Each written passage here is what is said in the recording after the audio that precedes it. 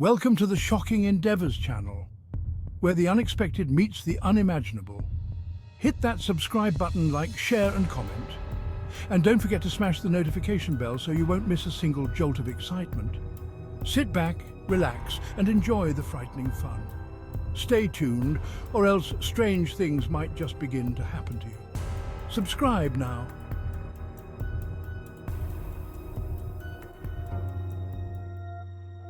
I navigated the world through the lens of logic and data, but now I'm facing a problem my scientific mind can't solve.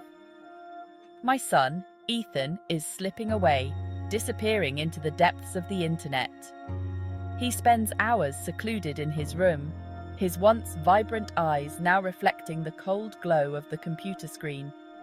Ethan, my bright, curious son, has become withdrawn and hostile. He dismisses my concerns with a wave of his hand, his words like barbs aimed at my heart.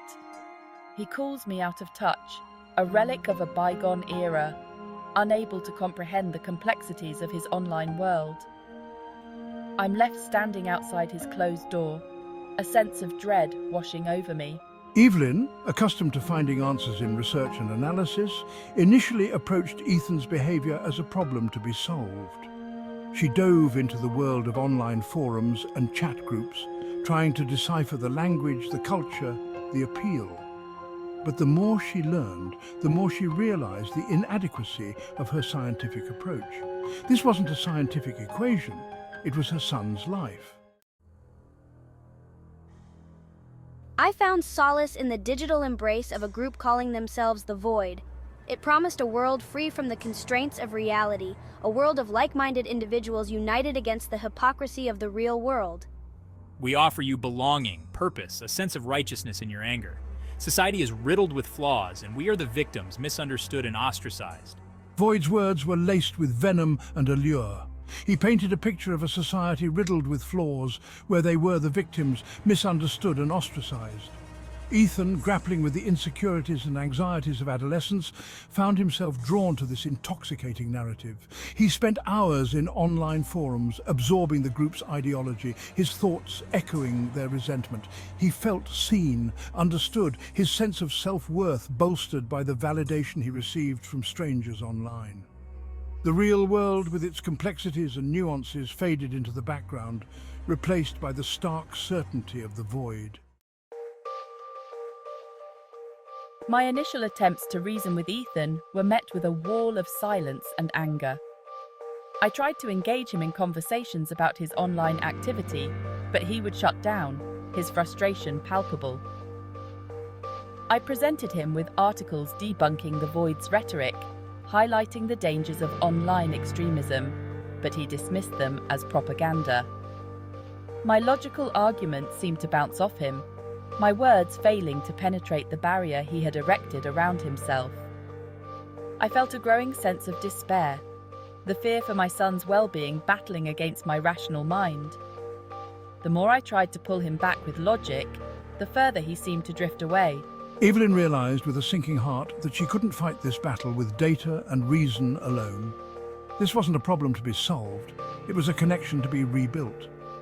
Her son was lost in a world she didn't understand, and her scientific mind, so adept at dissecting and analyzing, seemed woefully inadequate in the face of such emotional complexity.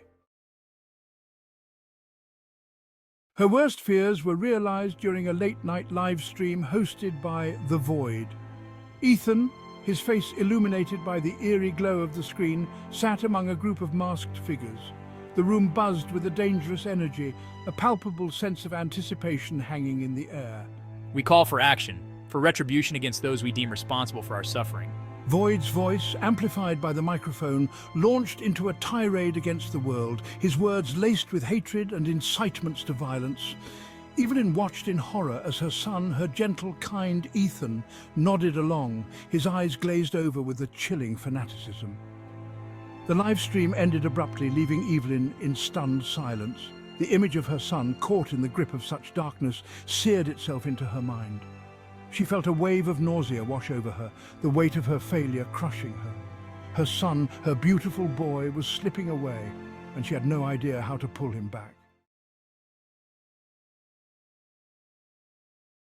Well, my friends, now that I have you all here secluded with me, confined and alone, with nothing to do and nowhere to go, it's time for you to sit back and relax while you hold on to your seats. Join me here at the Shocking Endeavors channel for some death-defying suspense, terror and madness. You'll be glad that you did, believe me.